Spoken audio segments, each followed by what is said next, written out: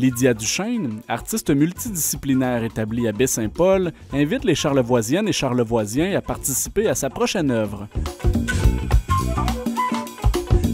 Au cours des prochains mois, elle mènera un projet de documentaire sonore en 4 épisodes, chacun consacré à un thème universel. Mais tout d'abord, qu'est-ce que tu viens nous présenter, Lydia? Je viens présenter un projet qui est soutenu par le Conseil des arts et des lettres du Québec et la MRC de Charlevoix, qui est un documentaire sonore qui va aborder des questions, si on veut, qui peuvent être tabous ou polarisantes, puis dans lequel je cherche à faire participer des gens de la communauté de Charlevoix. Tu vas recruter différents groupes dans la population, si je ne me trompe pas. Oui, bien en fait, groupe, j'y vais à l'unité, là, mais pour le documentaire, on a en fait 4 épisodes. Puis pour chacun de ces épisodes-là, on a un thème différent.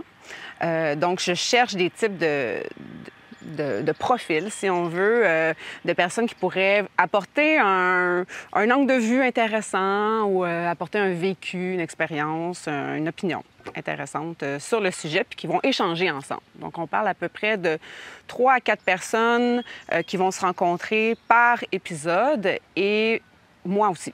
Je participe à la conversation dans cette discussion-là. Quelles sont les thématiques que tu as ciblées là, pour ce beau projet-là? Je suis allée large pour que ça puisse nous amener sur toutes sortes d'avenues différentes. Le premier sujet, c'est la mort. Tout le monde meurt. Désolée de te l'apprendre, mais tout le monde meurt. Est-ce que vous avez côtoyé la mort? Est-ce que ça vous fait peur? Est-ce que vous la célébrez? Est-ce qu'elle est mystérieuse pour vous, selon l'âge, la culture, les expériences de vie? Donc, c'est là-dessus que je vais jouer dans le choix des participants. Ensuite de ça, on a la foi. Quelle est votre foi? Quelle place elle prend dans votre vie? Avez-vous la foi? Est-ce qu'elle dicte toutes vos décisions? Est-ce que c'est plus un système de valeurs, etc.? Ensuite, on a la prospérité. Donc, c'est quoi, encore une fois, la prospérité? Est-ce qu'on parle juste... Oui. Est-ce que c'est juste de l'argent? Est-ce que c'est la richesse du cœur et de l'esprit? Je pense beaucoup aux nouveaux arrivants, aux immigrants, ces gens qui ont laissé famille à l'extérieur pour venir s'établir ici, pour avoir un emploi plus stable, puis envoyer l'argent à l'étranger, parfois aussi, aider la communauté là-bas. Et le dernier sujet, c'est le corps. Parce que ça aussi, on en a tous un. Normalement. Et selon notre vécu avec notre corps, notre relation avec notre corps, celui des autres, il y a des gens qui changent de corps. Donc, la nudité, ça peut même aller vers la sexualité si jamais la discussion va vers là. Mais ça va être à découvrir. Selon toi, qu'est-ce qui distingue un type de projet de documentaire sonore par rapport à un podcast, par exemple?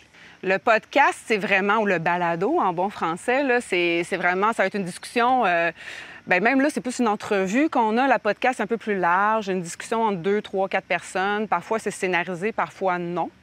Des fois, il n'y a pas d'écriture du tout. Ça peut aller dans tous les sens. Des fois, on a un thème, des fois non. Oui. Ça peut être filmé, ça peut ne pas l'être. Le documentaire sonore, il va vraiment... On a un personnage principal ou plusieurs entités principales. Il y a une quête, il y a un objectif, puis il y a une évolution à travers cette quête-là. Donc, dans ce projet-là, je suis un peu le personnage principal, si on veut. C'est pour ça que je participe à la discussion. Je cherche moi-même des réponses à mes questions. Je cherche à aller vers l'autre, puis à créer ces rencontres-là entre ces gens-là qui vont participer aussi. Mais je ne sais pas à quoi m'attendre. Je ne sais pas vers quelle réflexion ça va m'amener. Je ne sais pas, est-ce que moi-même, je vais être confrontée à des a priori. Mes a priori vont peut-être être confrontés à quelque chose qui vont me choquer. Je vais peut-être avoir une révélation existentielle. Donc, elle est là, la différence là, entre les deux. Est-ce que ça fait en sorte que tu vas être amené à les suivre, ou certaines de ces personnes-là, tu vas les revoir dans le temps? Les épisodes sont divisés en 2 parties. Il y a vraiment une partie qui est plus conversation, donc pendant laquelle là, les gens que je recherche vont participer. Il y a une autre partie qui est plus terrain, où là, je vais à la rencontre de d'autres personnes. Puis là, c'est moi qui vais sur le terrain, je vais me mettre à l'épreuve. Je te donne un exemple. Mettons l'épisode sur le corps. Bon, moi-même, bon, j'ai mon vécu avec mon corps, j'ai ma gêne, ma timidité. Ben là, mon idée, c'est peut-être d'aller poser nu. Fait que j'irais poser nu pour photographe ou artiste. Puis cette séance-là, ben, elle est captée, mais en audio seulement.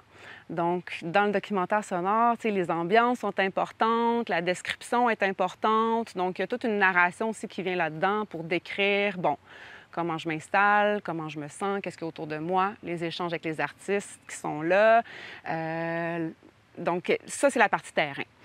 C'est vraiment intéressant. Concrètement, où est-ce qu'on en est là, rendu dans le projet? Là, je suis vraiment au début. Donc, l'été 2025, là, c'est la période, justement, de recrutement. C'est pour ça qu'on est là aujourd'hui. Puis la scénarisation. Donc, je décortique un peu chaque épisode, sur quoi je veux aller, comment je vais les découper. Puis j'organise les séquences de captation qui vont être, elles, à l'automne.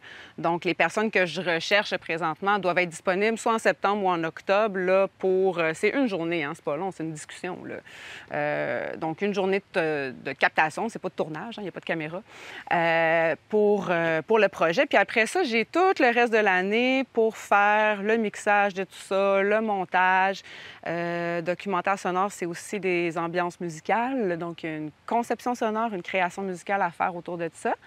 Puis l'objectif à la fin, bien, c'est la diffusion au Festif 2026, donc dans un an, presque jour pour jour, en séance d'écoute là, des documentaires.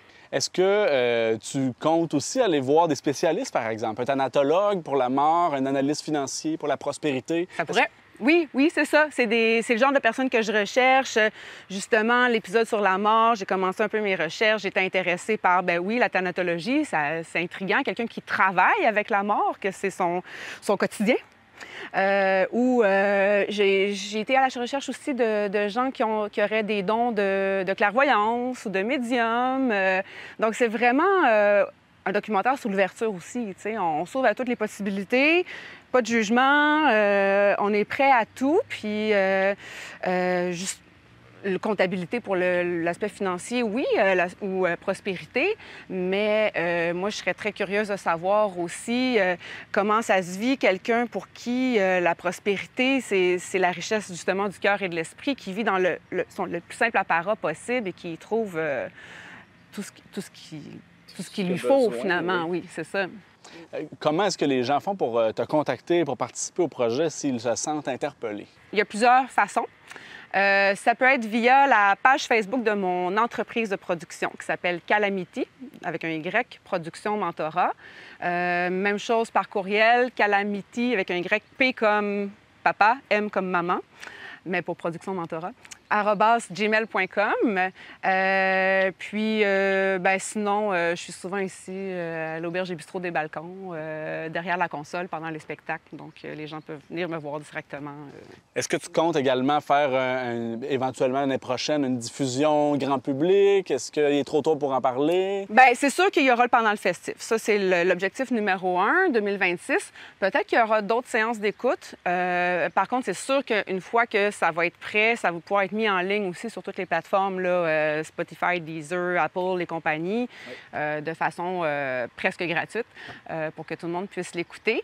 J'ajoute aussi que j'ai des partenaires là, qui m'aident dans la recherche de participants. Il y a Forum Jeunesse pour ce qui touche les 12-17 ans. Puis, il y a le service de main-d'œuvre, l'appui dans toute sa grandeur, là, avec le service d'accueil des nouveaux arrivants, le Carrefour Jeunesse Emploi. Là, c'est possible de passer aussi par ces organismes-là pour avoir mon contact là, puis participer. Donc, on recherche, on le répète, on recherche à la fois des adolescents, des personnes âgées, oui, des nouveaux arrivants. Des gens de toutes les cultures, toutes les religions, toutes les croyances. L'épisode sur le corps, là, si je pouvais avoir quelqu'un qui a vécu ça, un changement de corps, que ce soit par chirurgie esthétique, chirurgie bariatrique, la chirurgie pour changer carrément de sexe, retrouver le sexe auquel il sent qu'il appartient, j'adorais ça. Donc, n'importe quelle personne qui a un vécu ou qui a une opinion particulière ou intéressante à partager, puis qui est prêt à s'ouvrir aux autres aussi, puis à se mettre un peu au défi et est invité à participer. Il y a aussi un avantage, Lydia, là, parce qu'on n'est pas avec des caméras, on est juste avec le son. Oui. Donc, l'avantage, c'est l'anonymat, en fait. C'est sûr que, bon, on peut reconnaître la voix, mais étant donné que c'est des sujets plus sensibles, on a un gros avantage par rapport à ça. Là. Les participants qui voudraient rester plus anonymes, c'est tout à fait possible de le faire et facile. On peut, oui, changer, omettre le nom ou le changer, mais même à la limite, modifier un peu la voix là, pour pas qu'on puisse la reconnaître. Ça aussi, là, ça se fait assez facilement. Donc, c'est peut-être moins gênant aussi pour plusieurs personnes là, de participer à ce genre de projet-là. Moins gênant de ne pas se faire reconnaître, mais aussi moins gênant pendant qu'on est en cercle. On oui, discute, c'est t'as pas des grosses caméras pointées sur toi. C'est ça, c'est moins envahissant.